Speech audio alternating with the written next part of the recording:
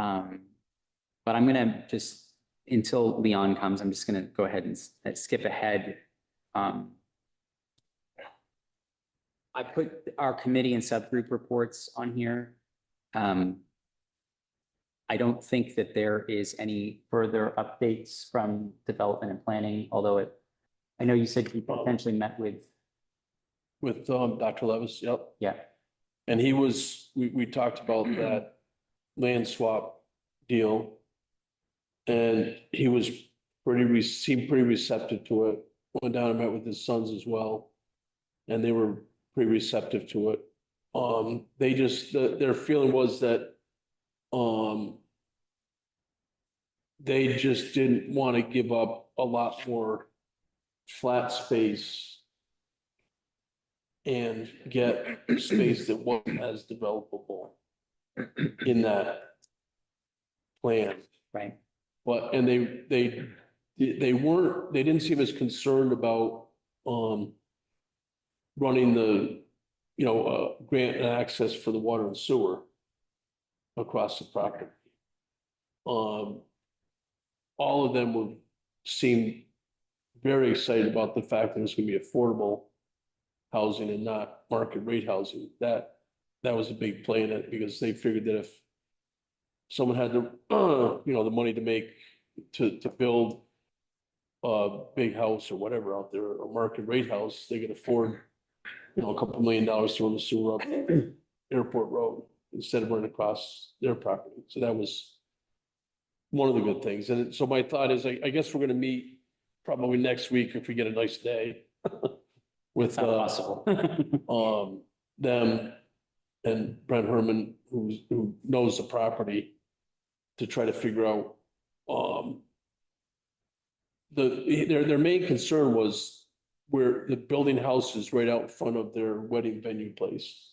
And they'd like to be able to see across the old airport. So they wanted to, that's something they really would not like to have houses built on there.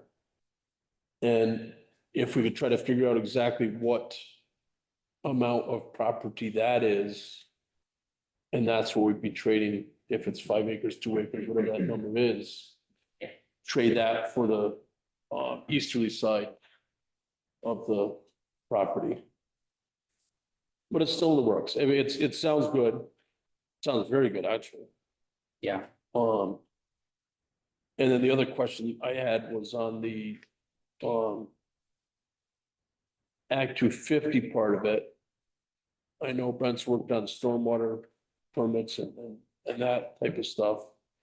But how are we coming on Act 250 with the state? Is that going to be tier 1 or whatever that is? So,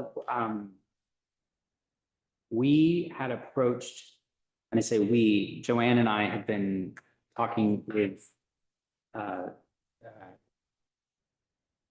say Jake from State Farm, Jake from the Vermont Economic Council, who kind of does the, he's really kind of the Act 250 guru, so to speak, and is really a great resource. He was the former mayor of Barrie. He met with us discussing the potential for amending the designations, right? Yep. And the idea was that given our current footprint and where there may be potential for growth based on sewer expansion, planned growth areas, plus the potential of where things may be headed in the future, meaning when the state map gets not redrawn, but unified, meaning like how Dorset classifies theirs is the same as Essex, Vermont, right? So there was some looking at districts, for instance, it's not necessarily changing from where our zoning is, it's just from the state level, so they can look at the entire state and say, okay, this area is planned growth area, this area is village center, and kind of making it less confusing. Because it should be you should be able to look at the map in Bennington County and look at the map in Essex County and know that you're comparing apples to apples. So one of the changes that's a possibility is looking at the neighborhood development or the neighborhood designation. And by altering that, because right now that's a half mile buffer zone around the village center. Okay, which doesn't get you far enough to potentially affect the airport road property. Given the fact that many of the characteristics of what they're looking for in safe streets and in planning in general, the idea is that potentially that district could continue further down Richfield Road, which would move the half-mile buffer enough property or this parcel could be eligible for the exemptions for Act 250. Now, is that a month out or 6 months, a year? It would, Maybe never? no, well, I mean, here's the thing, it's gonna change regardless when you hit the 2027, right? Because remember, we talked about if you were within those zones that were good for these exemptions, you get your shovel in the ground before January 2027, you can, those Act 250 exemptions will carry. Right. We had the expectation that we would be presenting this potential to the state in the next couple months. And the other idea behind this is that there will be a new board that's going to be managing all of these On the state level. on the state level, but the existing infrastructure is still there. So Jake, I think we talked with Sam from BCRC to kind of help us package it all with maps and everything, because she has the mapping software. And what it would do would, we would apply, we would have like a pre-interview to determine whether it's possible. And from the impression that I got, we're not wasting our time. That means it's I mean, it probably could be, but before the end of the year, which I know is not tomorrow. Right. I mean, I guess the hard part is that if they're saying you've got to be shovel ready or you got to be in the ground before 2027. Yeah, it's a whole nother year. Yeah, but anyway. Right. Things take time. It's not. Sure. No, I mean, if you understand. get a go ahead to, today, it's still going to be a couple months before you can, Absolutely. get anything going. And it's kind of tough to have. The not knowing is the hard part because there's a lot, if we want to get going on this, we should try to push to get going as quick, this summer. Oh, yeah. No. And there's other things like the stormwater, getting the roads in, get the infrastructure in, get the sewer there. I mean, you've got my guess is you got a good summer to do that, just to get everything ready to even start digging a hole. Right. To put a foundation in. So that's a good, probably 3 or 4 month project. And if that doesn't get started this year or this summer, Then we're already in the summer. And in the wintertime, it costs more anytime you do anything in the wintertime around here, it costs more because the frost and the snow and the weather and that. So you're talking next spring, and next spring would be 26. And if you're not, again, I would hope they would consider the fact that we have water and sewer up there. I think that would be, an Act 250 is, I would bet that probably 90% of not stormwater and all that stuff, that's a whole different division. And that's, you can get that doable. But the Act 250, I think our development review board pretty much covers everything that they would be covered as well, when whoever does the project comes to Right. us to get a permit. So, I think that the timing on all of this is the struggle, right? Because if, let's say that the plan, we as a municipality decide to move towards, we're talking about two separate things. First of all, we're talking about the tiers of potential zoning, groupings. Yep. Right? I'm also talking about those exemptions that were put in place to spur housing specifically during COVID and beyond to try to, hit the gas on quite a few things. I think based on how it sounds is that these tiers, through the presentations that we've received, is that these tiers are coming. However, they're not ready yet. What are they waiting on? Well, they were waiting on the board, first of all. Yeah. Right? And that was a couple months ago, that kind of took shape. And they need to determine how they're going to facilitate this and operate. So even if they were to hit the ground running and just go, we're talking months out before this would even consider. And plus these exemptions, which are meant to go through 2027, I don't see any of this taking hold until after that. Right? So regardless, there's going to be, we're in this weird holding pattern, in my opinion. I think, let's say that we don't actually get some sort of exemption, right? And we have to go, this has to go forward in a regular manner. I mean, it's safe to say that you'd have to apply for an Act 250 permit. And I don't know what the new timing is going to look like on something like that. No, well, the state, because obviously the state, I would assume, the state of Vermont is looking for not just housing, but I would think their priority is probably affordable housing, or they don't really care affordable or any kind of. I think it's a mix. And I think I wanted to make sure we're clarifying. And this is, it's funny. I was at a conference in Houston and I had people from all over the country and it had nothing to do with housing. But somehow the discussion was housing came up, like this is a problem in Chicago. This is a problem in Florida. This is a problem everywhere. And I heard them say, they stumbled over the same things that we are stumbling, which is defining affordable housing. Right? So to some folks, and if Cindy was here, she would probably back me up this. Right. To some folks, affordable housing is subsidized housing. That's the connotation.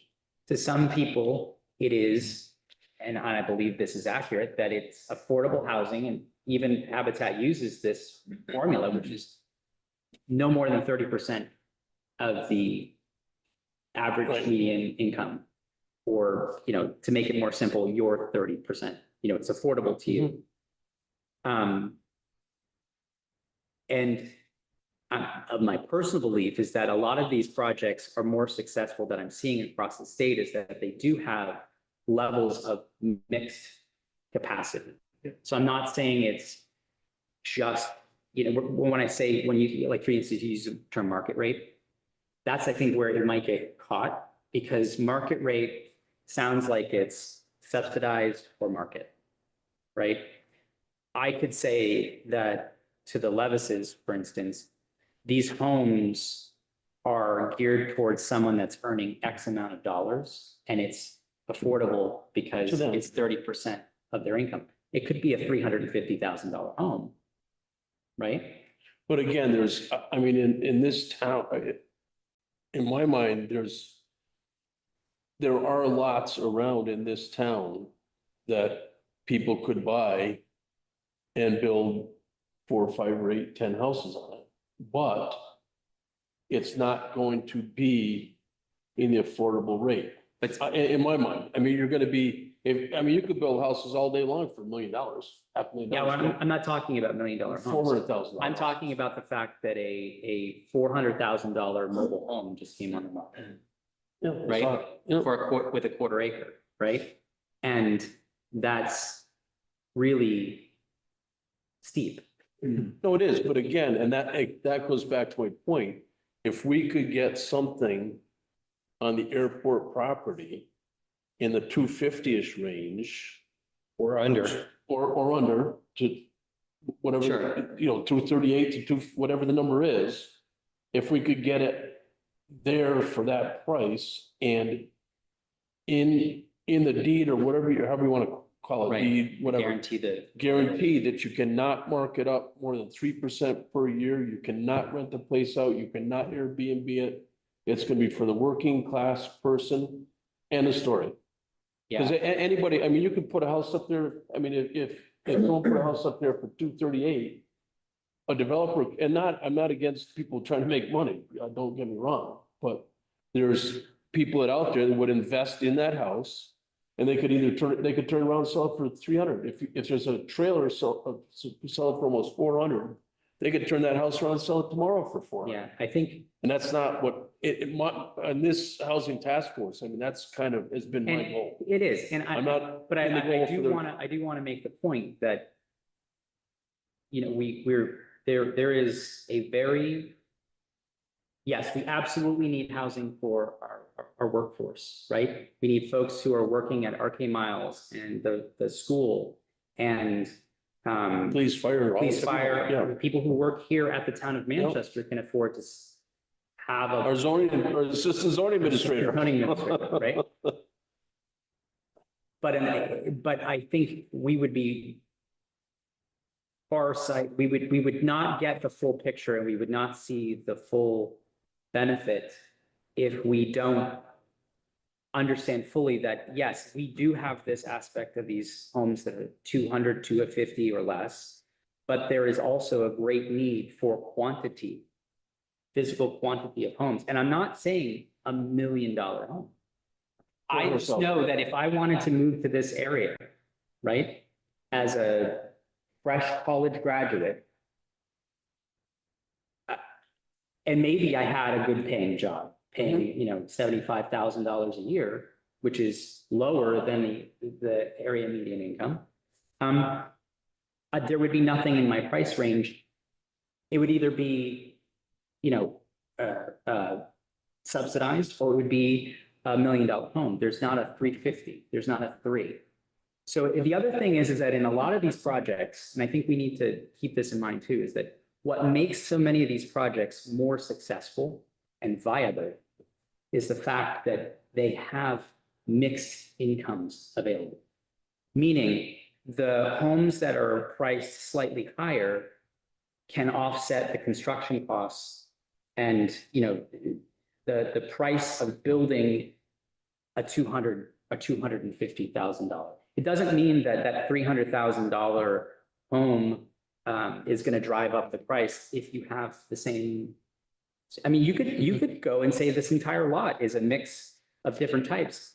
And I think that there's also some benefit, and this is getting way ahead, but there's also some benefit of saying, yes, we can build 40 or 30 of these homes that are all the same type. There could be extreme benefit in looking at smaller and different shape. And I know that changes the cost, but making sure that we are diversifying as much as possible, because we're trying to look at, let's say that the number is the 200 homes over the next 6 years. Although I think since we started talking, we've ate up one of those years, right? But our permits probably have not increased, although we've had some more come online. Well, I think we have to talk about a couple of different things Yeah. that we're not talking about. Dorset's moving forward with a 100-unit proposal for housing. Virtually all of those people are going to be working in Manchester. Mm. There aren't 100 jobs or 200 jobs in Dorset that they're going to all be going to. They're going to be coming here. There also is a permit filed for 80 units that Paul Caroccio has filed. And we ought to be looking at that. What kind of housing is that? What is going to be involved with those? Are they going to be, I think it involves, Blackacre. right across from Green Mountain Estates. And people can think what they want about the location and all that, but it does have water and sewer. He's contributing towards that existing pump station. I believe it involves a larger building and then maybe a series of other buildings. I haven't seen the permit application, but I've heard about it. Yeah. So that alone, if 80 is the right number, that's 180 units that are at least seriously being talked about, even without the airport. And Well, and they're offering significant incentives from a municipality to get those things online.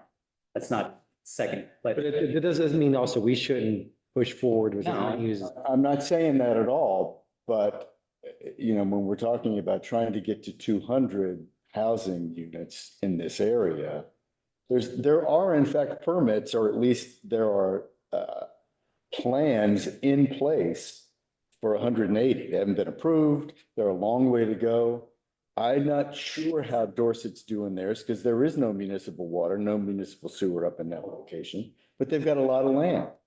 We've got a lot of land too, but we can't have in-ground septic up there in that area. I was, that's, great. Thank you for raising that, because I brought that up in the select board meeting, because I wanted to bring it to the attention, particularly that, they went out and they got, what was the consulting firm, the real estate, White and Whitenburg. White, yeah.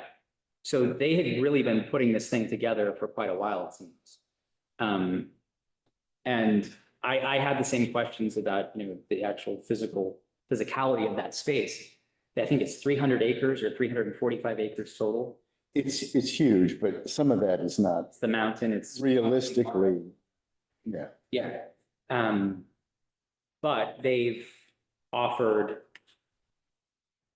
2 million in infrastructure credits, which, as we talked about potentially expanding the sewer, I mean, that is part of this. Now, I think, like you rightfully pointed out, there is town water in Dorset, but there is not sewer. But I don't think, It doesn't come but I down. don't think the town water goes out there to JK. No, it's only in the No. center of town.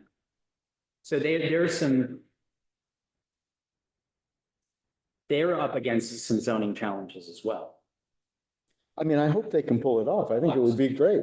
I think it would be great for Manchester, quite frankly. And I'm trying to remember Dorset's number in particular in terms of where because our number was 200, right? Just Manchester, not including the village, 250 if you include the village. The Dorset's certainly not anywhere close to that.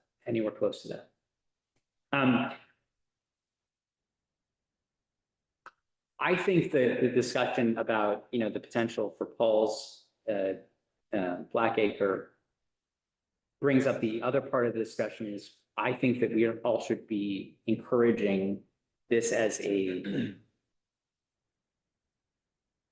communal discussion with all the potential developers that are looking at this area. Because, we're sitting, I don't think at this point, if we're all trying to get the goal of housing, we should not be in silos. Paul's over here, Brent's over here, DEW is over here. And we have, the town's resources looking at expanding our sewer line potentially. But then, some people would say, well, there's no way we're going to cover the $6 million that it requires to do that. Well, okay, then Paul, what can you do here? And he's already talked about how he can benefit that. I mean, you're thinking outside of the box with the Levises, right? How can we utilize all of the parties in that area to potentially move this thing forward without just saying, each one of us saying, oh, I can't do it because the sewer's not here, or this is too much money, or this is going to take too long. Anyway, so thank you for. But real quick though, Yeah. would the state does Act 250 and whoever's pushing housing in the state, do they talk? Or are they like two totally different boards? No, no. They don't talk, or they are. No, they do, but the point is, and by the way, I just got an update. I missed this email from this morning. So Samantha from the BCRC has looped in the former Arlington Town Administrator, Nick Zayak, who he is going to draft a map and put together a edited application that we could potentially submit up to, it's Jake Henrik is his name. Uh-oh. Pipes freezing somewhere? Yeah. No, that's what So I think that puts that into perspective, and I do believe that they meet next month. So if this is something that, you know, all these pieces move together and this is something we consider, it's something that could be put forward. And if it gets approved, it's almost immediate. And that means that the timing of a project at any capacity that includes housing on Airport Road could potentially be, you know, skip the line for Act 250. Cool. Yeah. Let's, Jonathan, what do we think are the costs for extending it across the airport into the town property? What was the estimate for sewer extension right there? What was that? What was the estimate for sewer extension, Tim, from where it is now across the airport into the town property? I think he said it was around 275, 300, something like that. 1,000? Yeah. That's not horrible. Oh, it's pretty good, yeah. That's pretty good. See, That doesn't account for that's the not $6 million. System itself being able to handle the. No, the we have the system, capacity. we do have the We capacity. have significant capacity. Oh, So the study came in from Chrissy, Chrissy Haskins, the engineer, who said that the capacity that we currently have, if you do both projects. do all of the projects, so Blackacre, I think it's also including, was that including something at Hayes? Do you remember? I don't know. But it definitely included all of the capacity potential for, Hayes has always talked about doing something. It was, from my understanding, it was Grochio's and the airport. right, so if you included both of those, we still were not at capacity. does that Which is include the good. Green Mountain Village? Or not Green Mountain? Yeah, it's, that's already included. That's already on. Because that has to go onto the system, right? They're It's gonna. on. It's already on the system. Oh, I didn't know they did that. Yeah, so. That's why they had to upgrade the pumps down there for that. So if, given that like notion that we already do have the capacity, it means we're not gonna have to do an additional. I mean, I'm sure there'll be something that'll come up, but it's not like we're gonna have to build an entire new pump station Right, right. or anything like that. You know, when the first plan came out, it was to expand down to Cass Terrace potentially was one option. And then there were ancillary pieces that all came together to be close. It was either 4 or 6.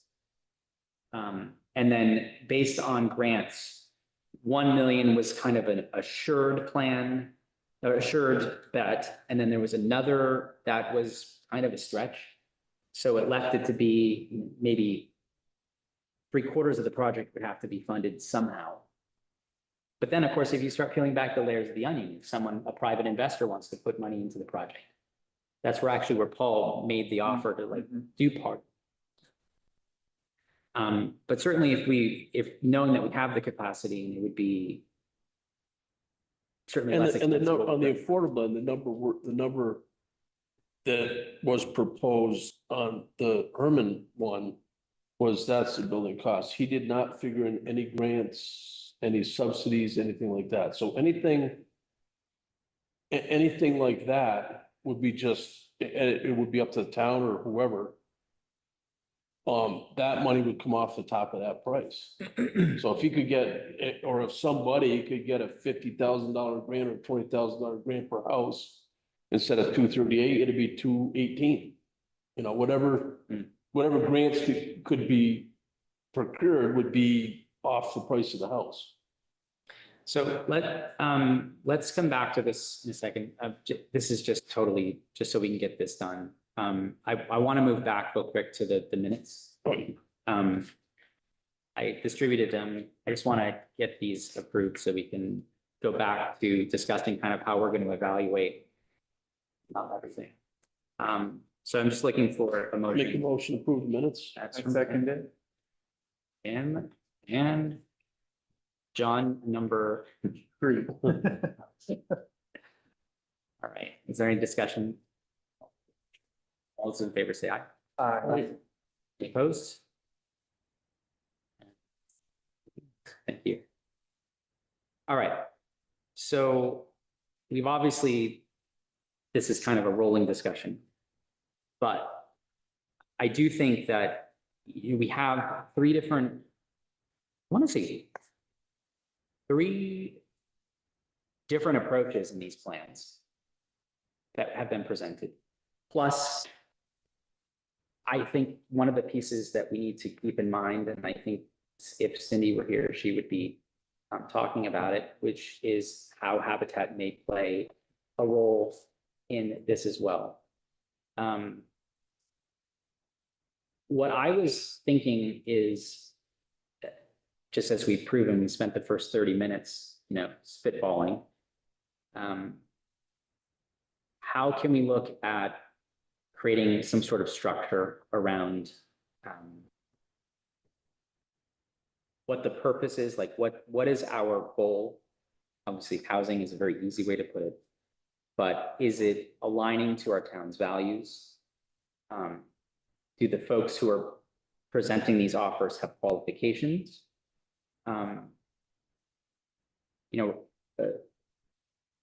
Is the plan a feasible plan? Meaning, is it too large? Is it too small? Is it just right?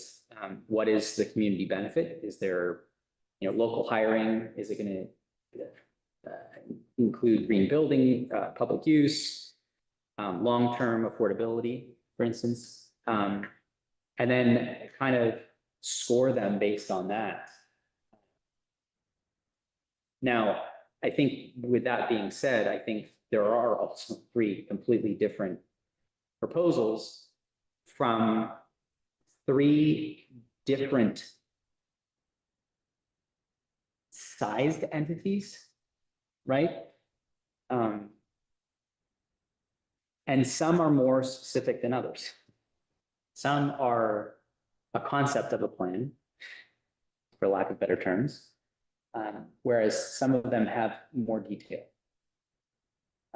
So I just want to, I want to start the discussion on what is the most important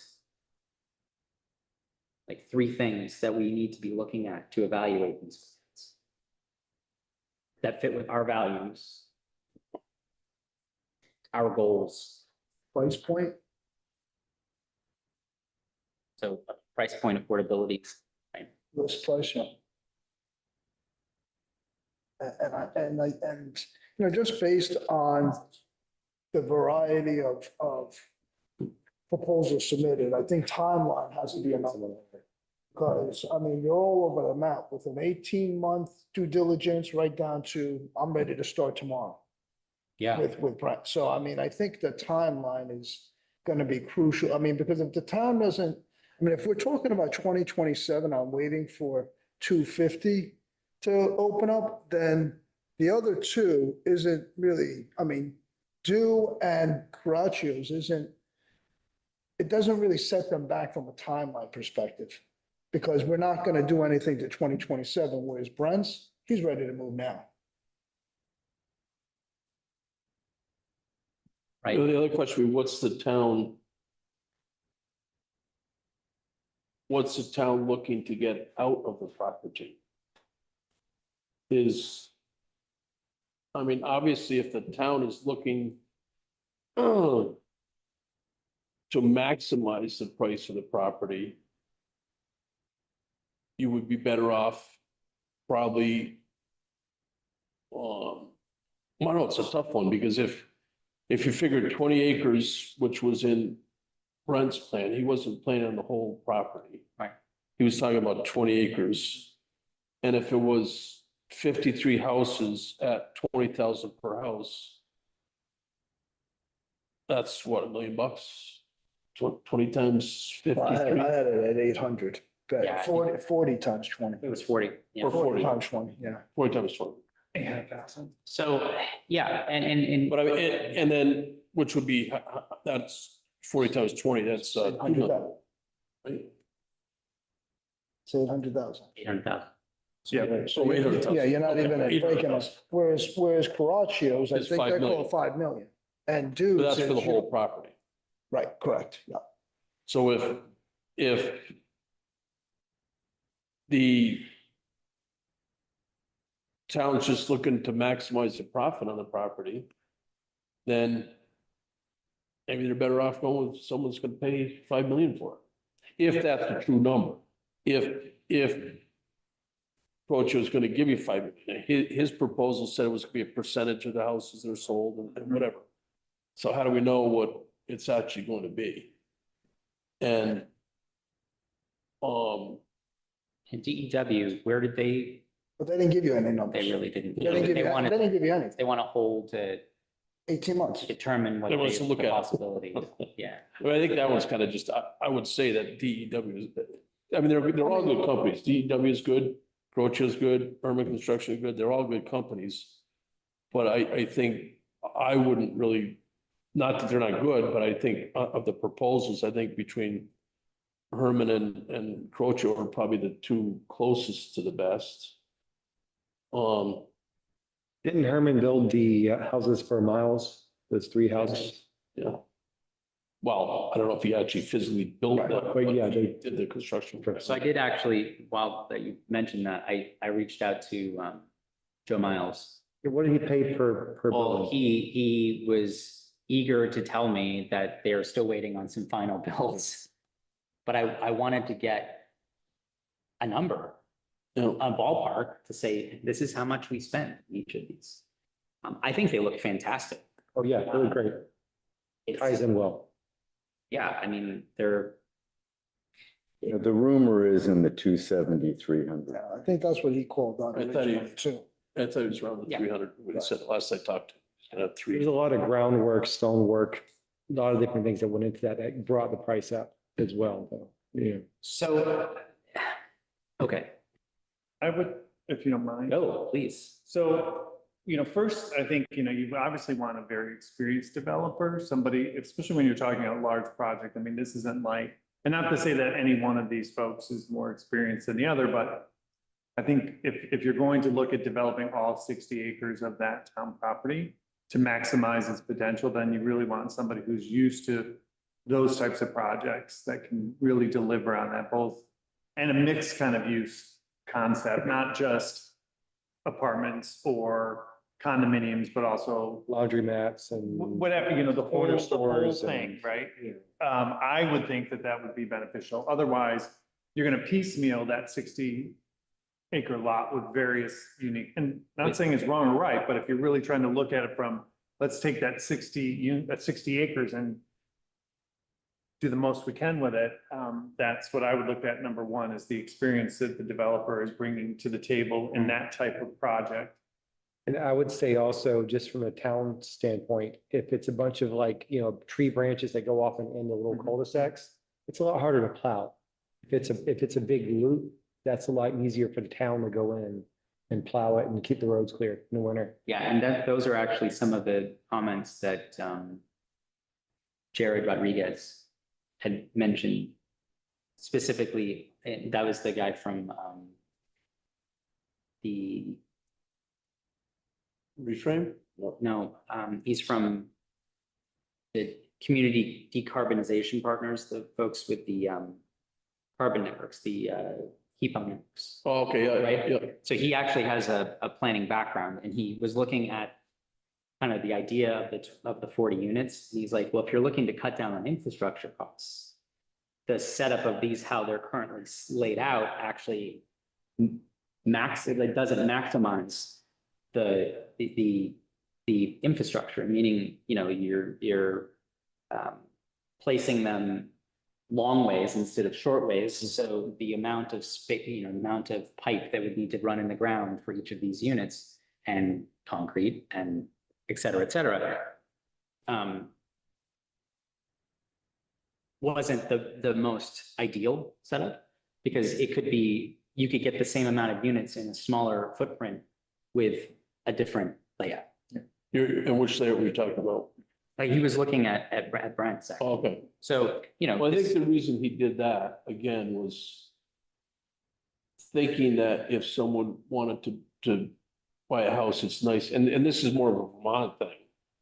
It'd be nice to have just a little bit of property, so, Well, I'm and not that's why it saying was you a have- 30 acre lot, so each house would have their own little 30 acre lot. So you got a place, So I think that the misnomer here is that you'd actually be losing property. I think if you were to flip the properties around so that they were end out instead of, oh, you mean just spin in the house? Yeah, you'd have longer backyards, but you have less pipes and sewer out front. And that's something you could just look at, flipping out, I mean, that's not a big, yeah. So But the other thing that I was going to recommend that is, if you know, and that they understand more rural community development, like a Manchester. I think all three of these do, which is great, but that's another thing if I were to hire somebody to do this, that's the experience that they have. They understand the rural community. And they're also willing to work with other organizations in the development of a big project like this, and these places like Cornerstone and Habitat for Humanity, and get them involved in smaller aspects of the project to give them a leg up and also help and their resources that they have. And of course, then you're looking at, to me, people who have a great connections with money, because this kind of projects requires a lot of funding, and you got to have experts that who can bring in that funding, whether it's through their organization or through organizations they work with. Sorry. no, it's, I think, very accurate. And I mean, then, you know, when you break it down to what it's gonna look like, I mean, even just kind of going through these three proposals quickly as I just did.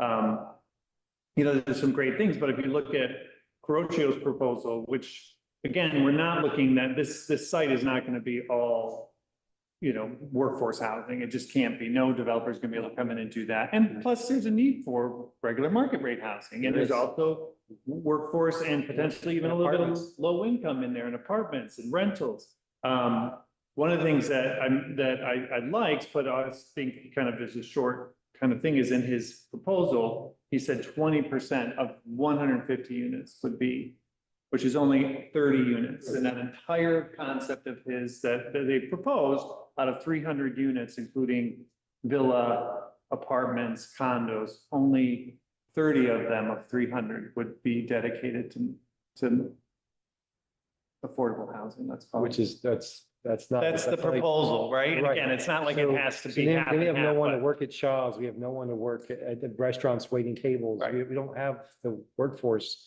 that we really need to support the town. and that's the hard part too, you talk about trying to get local people in to do the work. Right. I mean, you can't find a plumber in town, you can't find an Yeah. electrician in Yeah, town. I mean, I so- went to the Vermont, You know. the Southern Vermont Yeah. Economy Summit this Tuesday, and I went to one of the sessions that was about housing and listened to other people around the state and how they're dealing with these kind of situations. And I don't have the answers to talk to right now. I'm waiting for the PowerPoint to come through so I can share it with you all, but you know, there has to, we're going to continue as a town to have employment challenges because of our housing issues. Whether it's in the service industry, whether it's in the plumbing industry, construction industry, and how, if we're gonna have, you know, this again is why you would want to lean on somebody who's got a huge bandwidth, I don't even know if it's the right word, of they can bring in the people that they need to work. I mean, it's great if we can keep all the people working locally, but we don't have perhaps those people that work locally. So if it's gonna happen, they've got to be able to have that resource to bring those people into our community to have them help build some of this stuff. Yeah, or, I mean, really, we really can't increase the number of people who are coming in who aren't working those jobs, because that puts strain on the ones who are working those jobs. So we have to, if we're going to build housing, we have to make sure, I mean, half of it is dedicated to affordable housing at least. So whoever's proposal does that, that's the proposal we should go with, because we got to have the people who are doing construction, the people who are doing plumbing, people who are mowing lawns and working at the gas station and at the supermarkets and at the restaurants.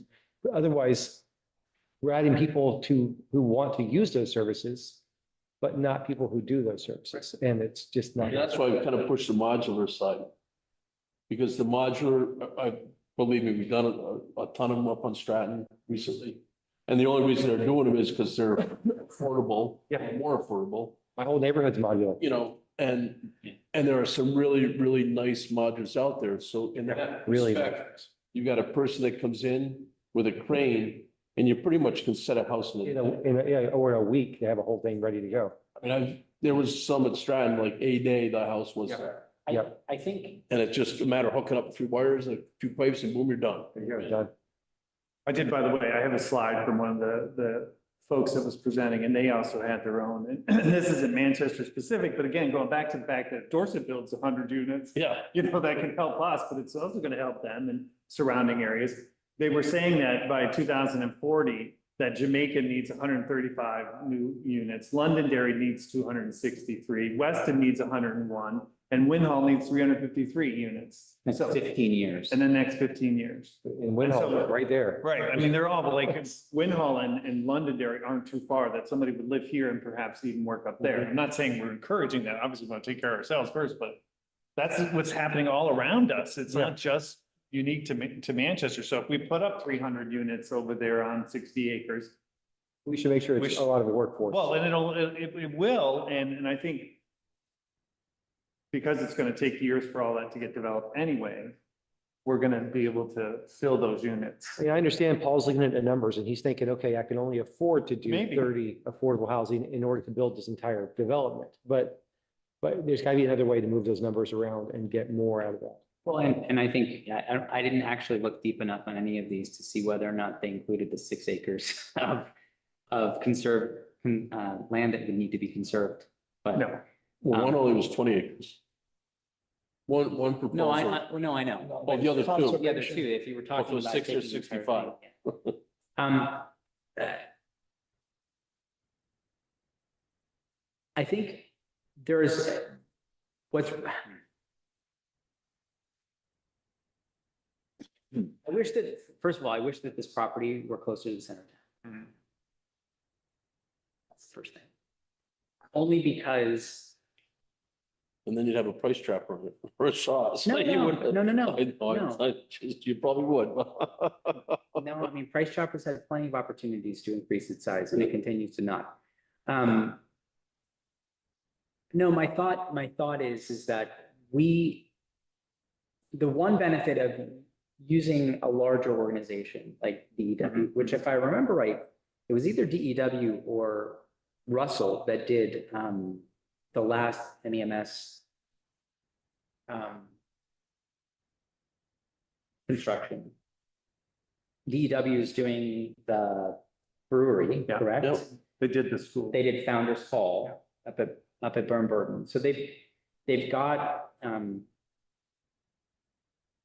they have some experience here in this area. I think some of the other places, I think in their portfolio that were intriguing, I tend to really like the project they did in Bellas Falls, the garage project.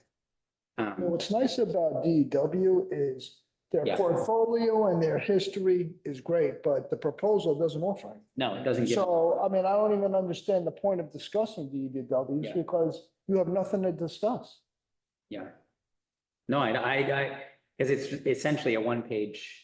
That's right. That's all it is. It's a one-page thing, giving us 18 months due diligence. Is similar to what Paul's doing really in essence, although Paul's, when I say Paul, his group is put a little bit more meat to it, but they're both gonna do the analysis of the Caroccio group's gonna take 12 months to do their analysis and may come back and say, well, the proposal we put out there, we now have to change it because now that we've done our due diligence, we can't give you 5 million. This isn't gonna work. We can only put the. Likewise, DEW is gonna do the same thing. They're gonna come in, they're gonna spend 18 months of their time looking and seeing what will work in this.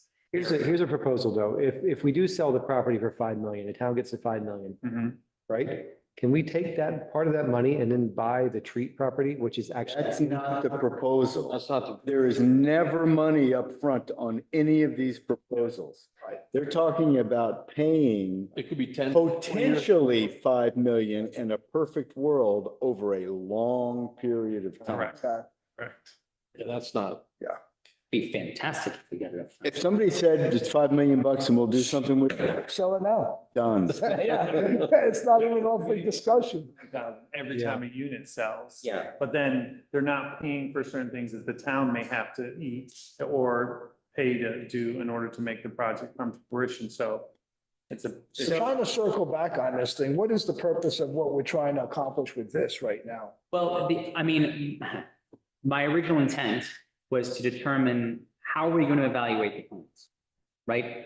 So that we're not just, I don't like this one, I like this one, I like this one. You know, we may find out that, and I agree that the DEW plan is a stakeholder. It's not, it's a placeholder. It's not a, you know, we expect to do X, Y, and Z. This is what the potential may be. The Caraccio plan has more, but not as much as the Herman plan. I think I see these as in the same discussion that I had earlier, which is how do we look at the sewer and infrastructure requirements that these projects may need now? I mean, from the sounds of it, you know, we may not need that much if we follow the Levis's plan, you know, piggybacking off of that system.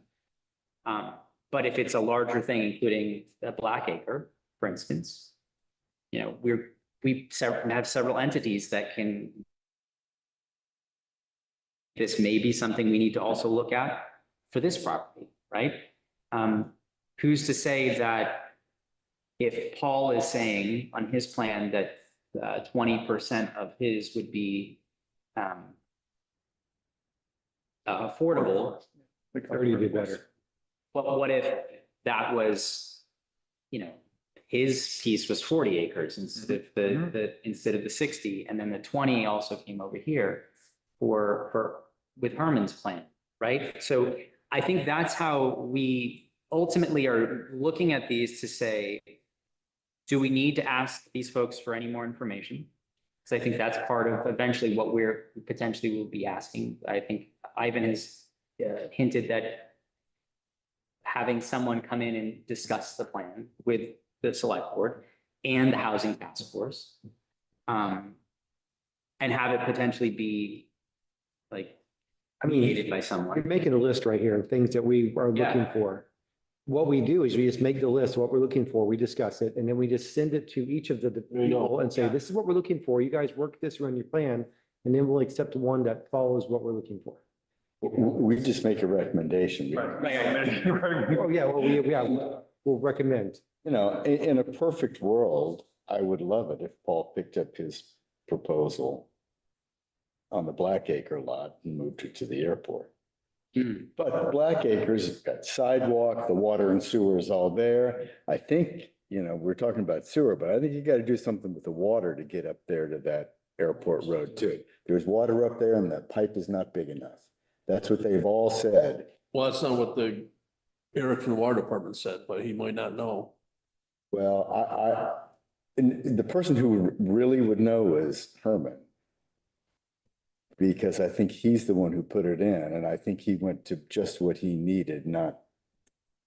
He wasn't gonna help I'm anybody just else. going by what I'm just going by what Eric said. Yeah, I remember years ago, people saying you'd have to replace that water line. But now there is a hydrant Up there. in front of Dr. Levis's property.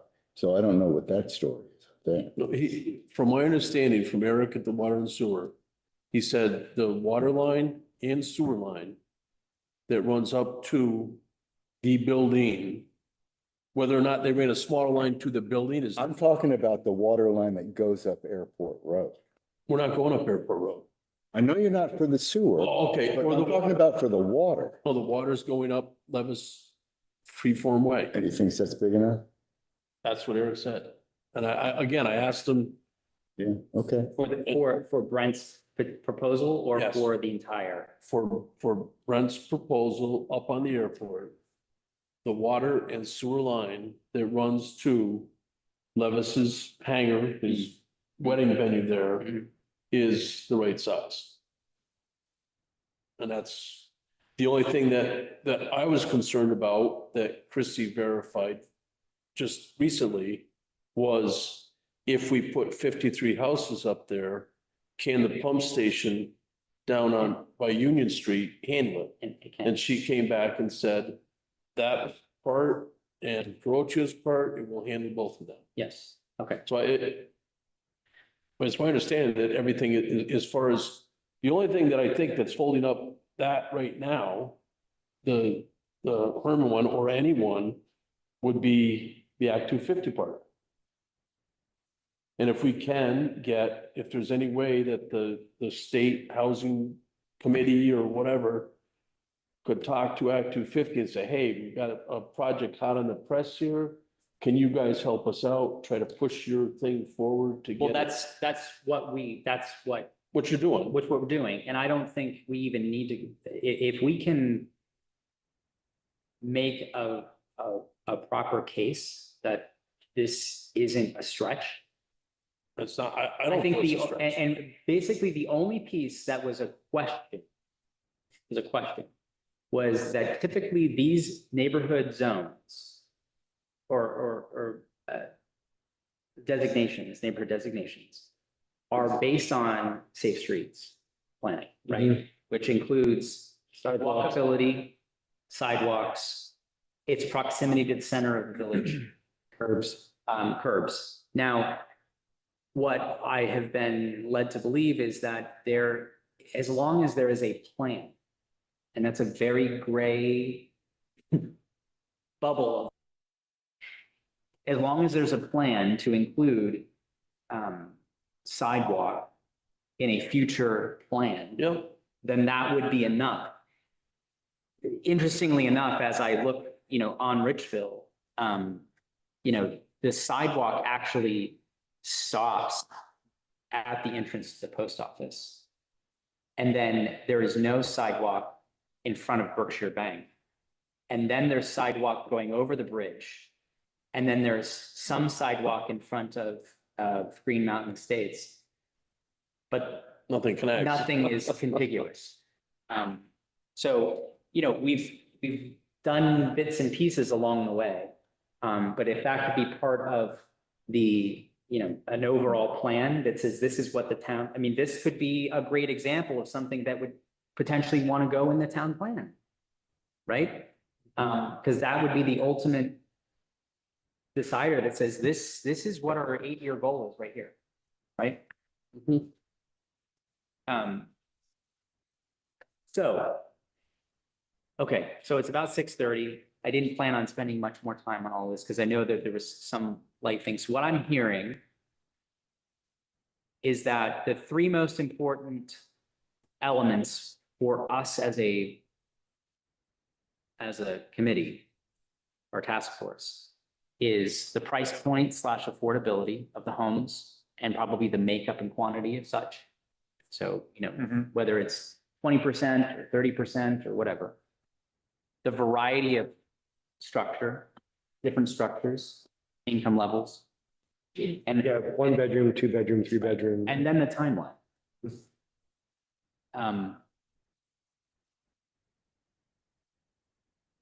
Because, like you said, the Harmon plan, he's ready to go. We've got, Crutchers is what, a year?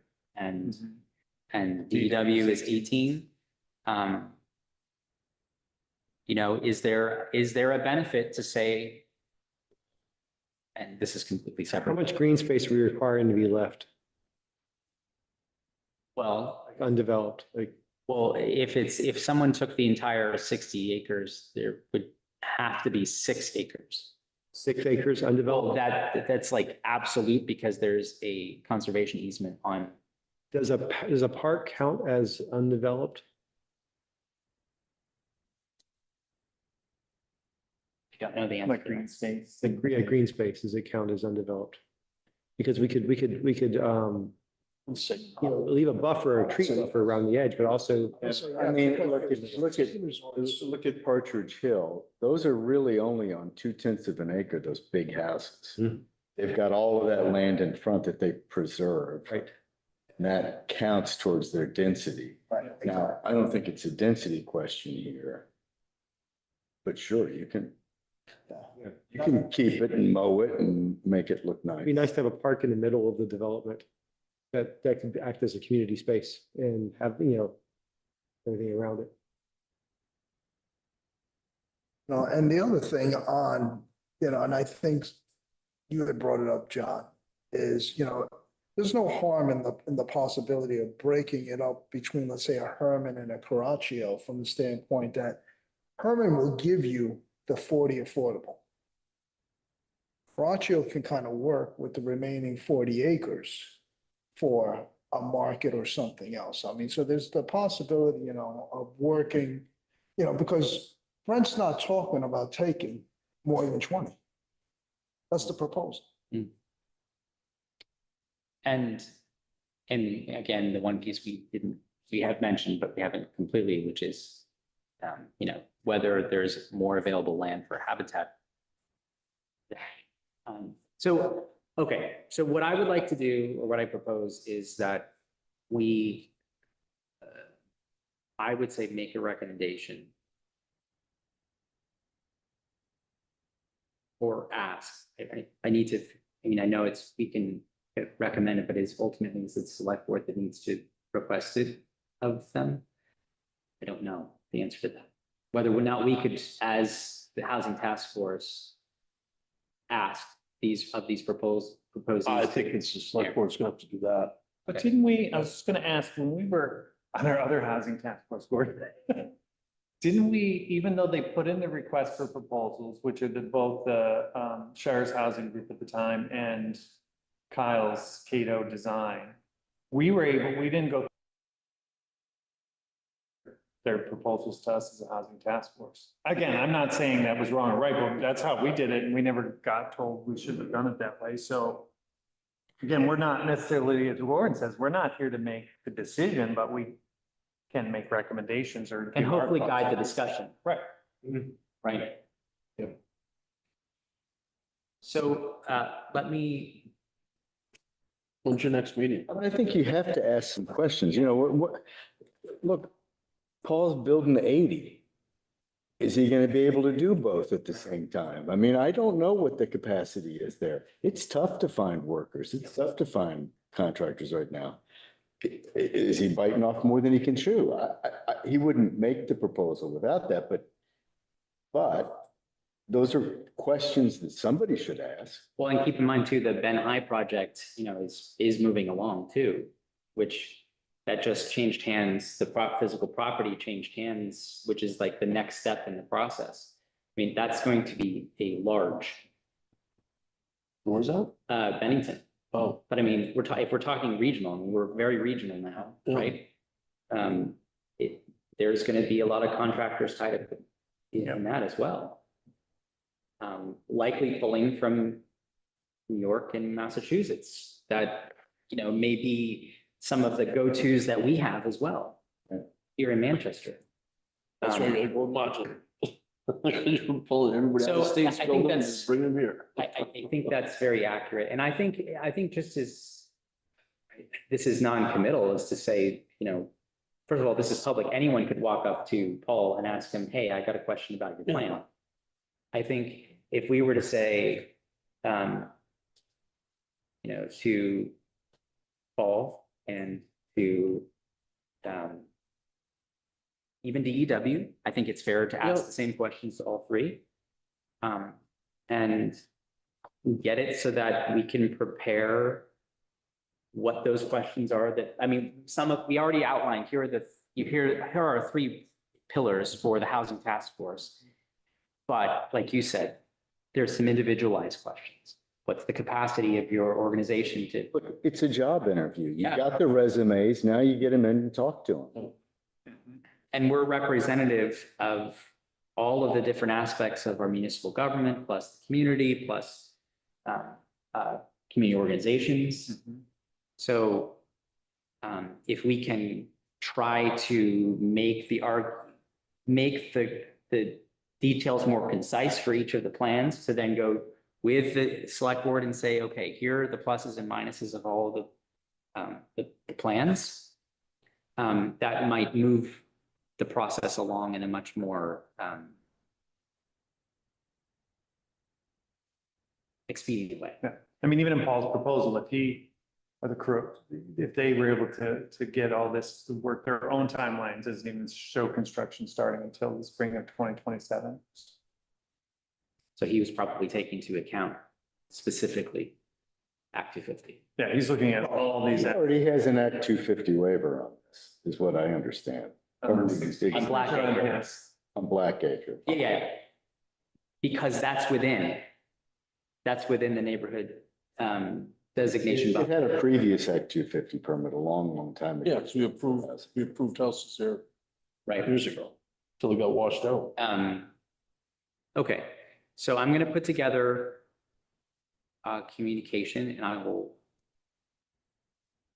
It certainly could be a joint meeting. I mean, we could just come to a select board meeting to have it, so it's all done at one time. And then well, I think that was the potential plan that Ivan had discussed. I think giving folks kind of a heads up by saying, you know, here as a housing task force, these are some of the things we're going to be working in particular. And asking for their input, and they're welcome to come to here on our next meeting if they wanted to. Or if we're planning, and I'll talk with Ivan about seeing what the timing is on that. Is there a timeline now that they've received the proposals? What was the timeline of the select board at this point? I don't think there was. There wasn't. Okay. But I think there was a overall level of somewhat of expediency from at least a couple members that said, you know, we don't want to let this just ride for the next 6 months. To jump on, right? Then we're in winter and then we're another Right. season out and. Right. And, you know, obviously in the back of the mind as well, for all of us, is that we sat here, is that we also have made a recommendation for some sort of Different ideas, yeah. for the funding from the sale of the Depot Street properties to potentially look at either a revolving fund or something that could potentially offset the infrastructure that needs to go up and down. But do you think that the Housing Task Force has any role to play in recommending or supporting Paul's proposal for these units at Blackacre? If you've got a group that comes in and says, I want to build housing, shouldn't the Yes. task force be saying, yeah, we think that's a good idea, or no, we don't? I'm sure we all do. Yeah, the thing is, I don't think we've seen anything from it though. That's the point. I think you're right. Yeah, we should, but Okay. we haven't seen anything. yeah, Well, I don't know that anybody's even thought to ask yet. Well, honestly, I But didn't- he has, Well, he's they coming to has us, in fact filed filed a permit application. right, I think he's coming to the Development Review Board in July, I think, maybe. well, maybe, Then that would be the time. well, or would it be that in our next meeting Comes to us too. comes to us and that's part of the That's, discussion? yeah. I think that's a great I idea. think he would. Oh, absolutely. I I know mean, it. Chrissy had already mentioned that she would come anytime we asked. So I'll reach out to Paul and I'll ask if he'll be able to come and discuss kind of what he has to offer for the community, open-ended. The only thing I'll have to find out though is if, I guess until it's actually on our agenda, I don't know if I or John would be allowed to talk about it, because it's going to be coming to a hearing in front of us. I gotta look. But if he comes and talks to us before that, then you can make a recommendation to the DRB. I can make one to the planning, he can make one to the select. Well, I gotta- board, we can, you know. I'd have to ask you, I'd have to ask first. Yeah. Because I don't know how involved we can Yeah. get in something Correct. until. Because it's quasi judicial. Yeah. That, I think, if you didn't ask questions. I don't I know. just gotta ask. I don't know the answer to it, but Yeah, but that's a good question, but we'll figure that part out regardless. I mean, he could also submit a proposal or just, you know, some capacity, present something to us. Yeah, at the very least, if he could present what the overall, even if there was no involvement from a couple of us to ask questions. Yeah. It'd be nice to kind of see what What the do you want to project do? looks like. I Yeah. mean, because I agree with Gordon, it would be nice to support that, but it'd be nice to know what it is. Yeah, I mean, the only thing that I know in general is the breakdowns of the sizings of the units, because we were looking at that particularly because that was on the request for the sewer allocation, which he's put the money down on that. So it was a breakdown of, actually, I could probably. pull that But as up. far as support, are you saying that we're going to put financially up them or?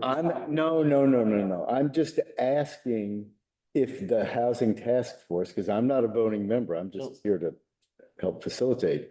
Is it a role of the housing task force to say, hey, we think this is a good idea? Right, if we, But then where does that, if the housing task force says it's a good idea,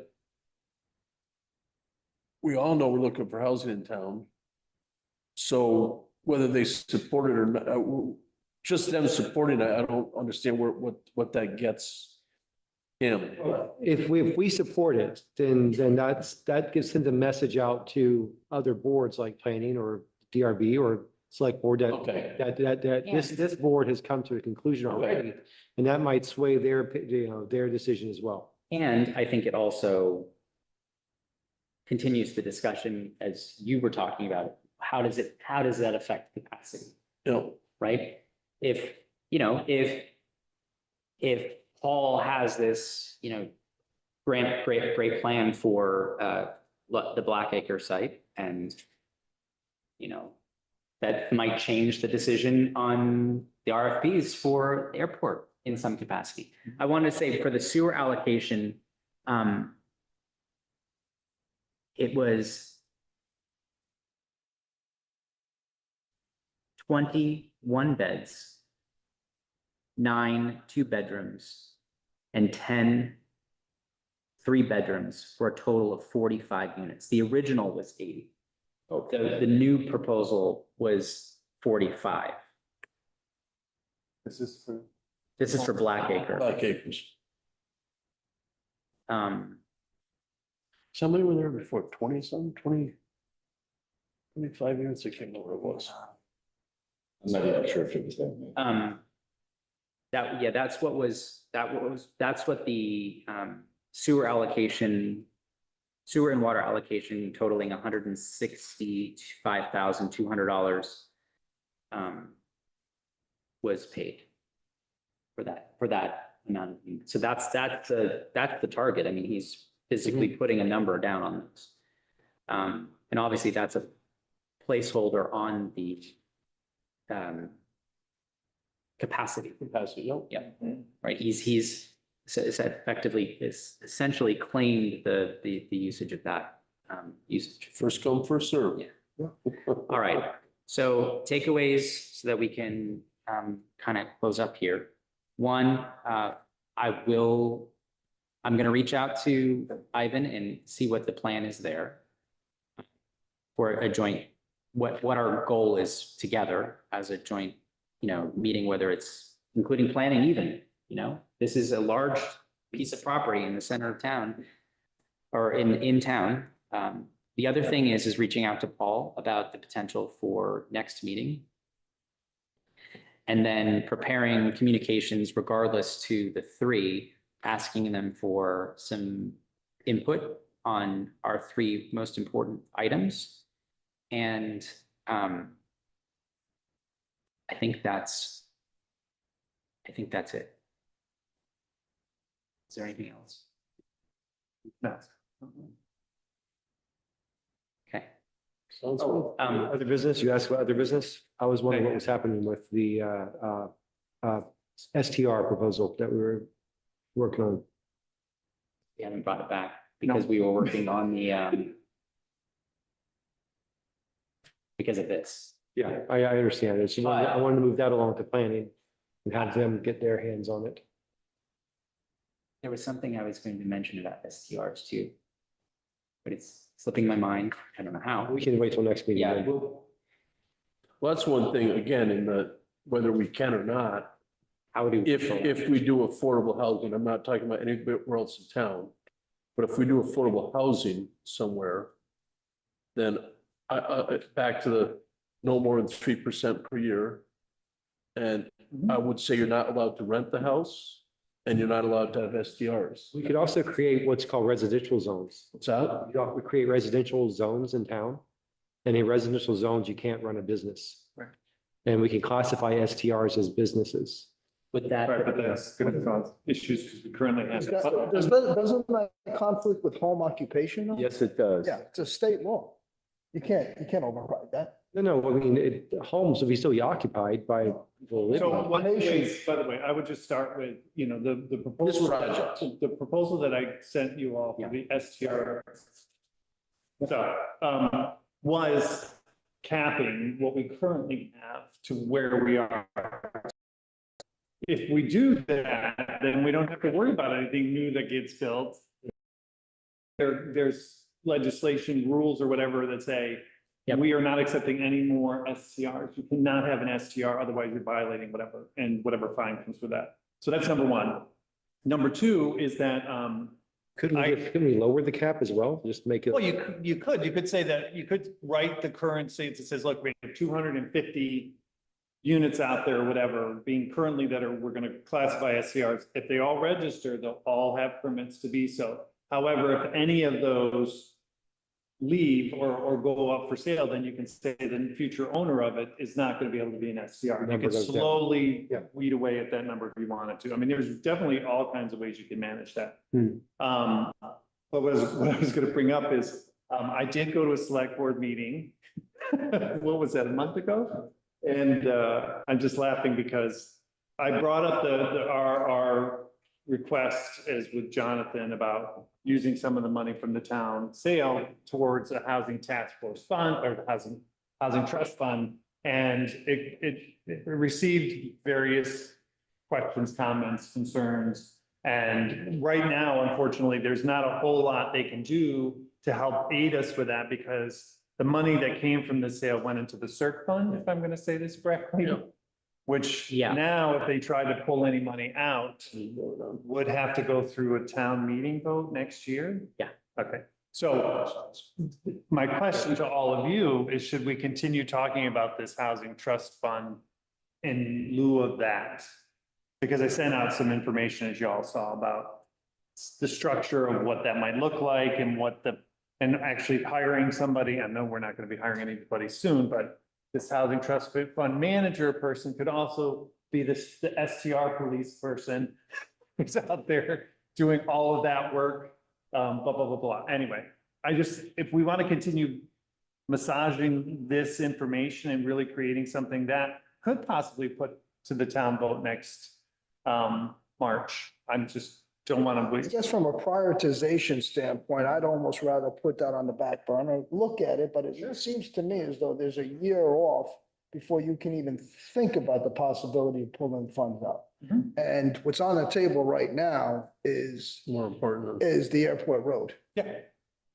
I mean, so I think it should be looked at, but I think we're a little, Well, in theory, if we did decide that, it doesn't say it has to be a town meeting, it has to be a public vote. So let's say that the skies opened up and there was this amazing plan, and the only thing that was holding it back was $500,000 or $700,000 in municipal investment, and that money happened to be coming from here, we could bring it to a warned Special meeting. special meeting. I mean, that happens all the time. I wanted to give I just have the updated STR number. It's at the highest it's been since 2018 for the town. for the town of Manchester. It is currently at 228 units. That's still a little less than. Yes. I mean, it was 118, like, I think up 5-6 years ago. Uh-huh. And Back so in it's, 2017, it was like 136. And yeah, it's jumped significantly, and that's houses that were families. And So now the they're- total reservations are 523. Average listed days per property is 26. Average reserved days per property is 8, giving an occupancy rate of 0.4, so 43%. average reservations per property is 2, and the average daily rate for those is $437. So, Per day? Yeah. yeah, Okay. Wow. That's why. I'm going to tell you Too cheap. that I am extraordinarily skeptical of those numbers. I'll also say that I think that includes the village. I know for sure that, as an example, the Equinox historically has advertised those condos that they own. Yep. Those are not available for just houses, for just your long-term rental. I've also seen the Palmer House advertise their rooms on Airbnb. So when we're talking about those numbers of units, they're not houses that are out there for workers to live in. And if you remove the village, because we don't include that, our number is significantly lower. I'm not saying it's not high. It is. There's a lot. But there are a lot of things that get thrown on Airbnb that are not quite the way you're talking. It's I funny, mean, you there's even just, look at the Wilburn Destination Resort, some of their houses, they're not looking, they're vacation rentals. You've got, some people who built homes just as vacation rentals here in town. Right, and those are in the village, Those, yep, those those properties. in the village, exactly, so, I mean, Win Hall, just to throw it out there, is 287. yeah, no, there's a lot. Well, anything up there close to the ski mats is gonna oh happen. yeah, and it was funny because I just talked to the guy from the old Pinnacle up on the mountain, right? Yeah, And Kandahar. yeah, and they rent out the bottom and then the top half is all STR. You got a key pass, people just calling it the whole top half. all- So if I might recommend or suggest or Demand. or demand, no, that just, we don't let this fall to the wayside, that, over the next month until our next meeting, if you get a chance to kind of just peruse Yes. the document, look at it and just say, nah, that doesn't make any sense, or we're missing this component that I think is important. And then we can just keep working on this over the next several months. It's not like we have to get it done. We did initially talk about getting done, but after the select board meeting, I felt like, well, maybe not a rush right now for that. So, There's a note for you on that, because I did look at it. Insurance, maybe you want to consider, because I don't see that in here. say that one Insurance coverage of some form Like general liability insurance? for for your, for your STRs. The paper that you sent out is. Oh, I got you. That's the STR one. I got it. I thought that's what you're talking about. No, I'm just throwing that out there because as I looked. We also worked on handicap access. We talk about. Yeah. A fire, like stuff like fire extinguishers and fire alarms. safe, basic safety. Fire safety. Yeah. So I think what John was implying though was he was talking about the land trust. I was, but Yeah. either one is great. Anything that, either of those documents that you. Sorry about SD. That's what I really want to know. Is that please feel free to review them and just Yeah. send your comments to me and I'll try to incorporate them into the document. And like I said, it may take a few months, 3-4 months, maybe more, just for us to kind of come up with something that we feel strongly about and feel really truly covers. And then, But let's keep this in mind. yeah, And we'll end on this. When we get to October, November, and December of the year, nothing gets discussed except the budget. Like, we're full stop, right? I think it would make a lot of sense for us to have our ducks in a row in advance of that, so that if we needed to or wanted to make this as part of the discussion, that we're not going to be, it's not going to be pushed off another year. Right. Because we're waiting on. Here's the last thing I want to throw out there.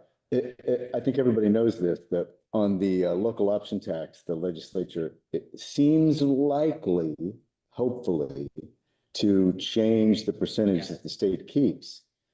It might be worth considering a recommendation to say, hey, you're getting an extra 5%. Maybe that should go towards That the housing. could be the ongoing, like, what Woodstock is. Because the SDRs are putting into it. well, they are, but we're not getting rid of those. No, no. We're gonna charge them per room. Economics. SDRs, do you think that, I'm just wondering where your input is, if we limit SDRs and get rid of more SDRs, Mhm. do you think it will help free up, year-round rentals? Or do you think it will just, I lower the prices of the houses because it will discourage an investor? Because I know a lot of people that have bought houses, and they buy them just as short-term rental. Right, I think that there's a couple things. One, I don't know if it's gonna convert over to a long-term rental, and I don't think you could bank on that. But what I do think it might do is at least create housing that can be purchased for somebody to live in year-round versus somebody who might sweep in and say, I can see this as a short-term rental investment only, and then go after It's that. gonna- That was my thought. And I'm not saying that all of the The growth short-term of rentals short-term out there rentals. are built that way. I mean, there are people who bought these as second homes that are here, multiple times throughout the year, and the other times they're using them as short-term rentals because it makes. And that's historically what's happened. That's happened. So it's a mix of all things, but it could have a small impact on long-term rentals, but at minimum, it would potentially have an opportunity for people to buy homes year-round versus our market being strained because people are buying or have bought For them as investment. short-term rentals in the past. And then with 2 minutes to spare, even though you said you need to leave early, Uh-huh. I would like to try to get back on a clean cycle Sure. with meetings. This is the third Thursday of, well, actually, this is the fourth. I think maybe, I don't know. Nope. Yeah, there's a Yeah. word for this. So the third Thursday is the 19th